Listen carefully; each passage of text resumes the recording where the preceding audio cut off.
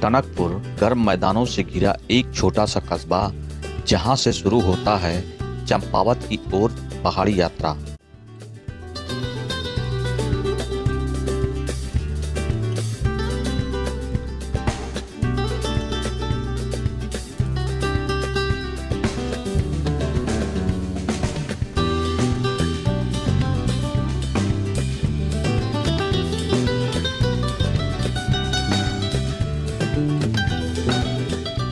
हमने जब पहली बार पहाड़ियों की ओर देखा तो बादल उन ऊंचाइयों पर यूं लिपटे हुए थे जैसे पहाड़ों ने खुद को रजाई में ओढ़ रखी हो।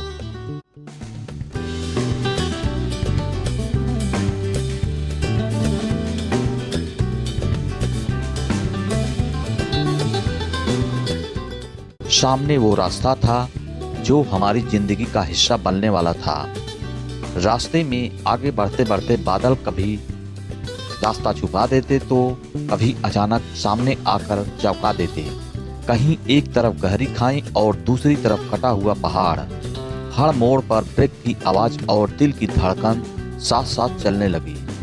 लेकिन इस डर के पीछे एक अलग सी शांति छिपी थी, एक ऐसा सुकून जो सिर्फ पहाड़ों में ही मिलता है।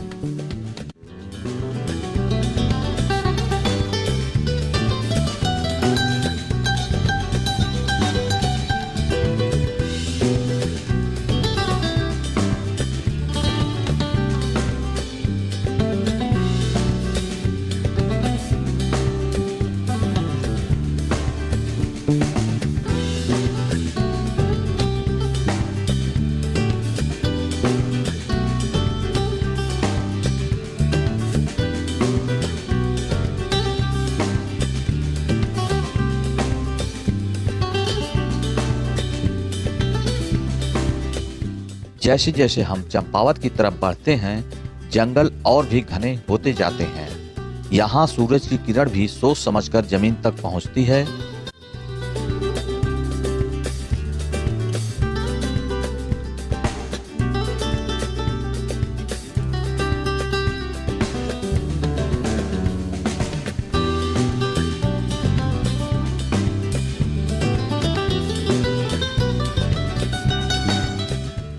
बारिश कब आ जाए ये किसी को पता नहीं, और कई बार बादल तो इतने नीचे आ जाते हैं कि वो हमारी विंडशील्ड से टकराने लगते हैं।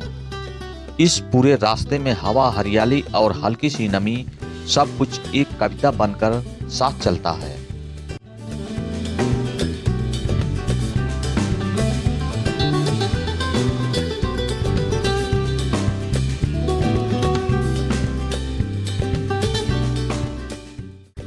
एक मोड़ आया और फोन की स्क्रीन पर लिखा आया नो नेटवर्क। जीपीएस ने रास्ता बताना बंद कर दिया। अब हर मोड़ पर खुद ही फैसला करना था। लेकिन कुछ निशान रास्ते दिखाते रहे, जैसे एक पेड़ पर खरोच या पहाड़ी पत्थरों पर ट्रक के पहियों के निशान। यहाँ की तकनीक नहीं, सिर्फ अनुभव और भरोसा के साथ चलता है।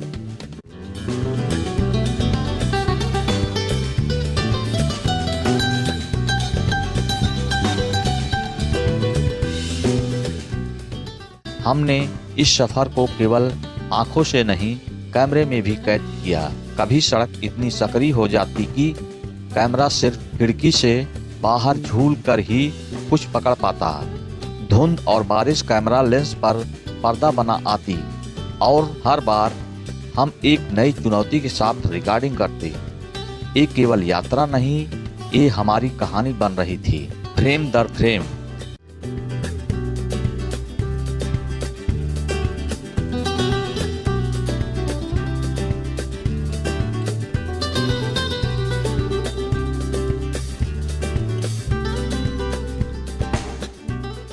लगभग 75 किलोमीटर और 3 घंटे की इस रोमांचक यात्रा के बाद जैसे ही चंपावत की पहली झलक आई, हम सब चुप थे। हर किसी की आंखों में सुकून, थकान और एक सवाल था, क्या हमने पहाड़ों को पार किया या क्या पहाड़ों ने हमें स्वीकार किया?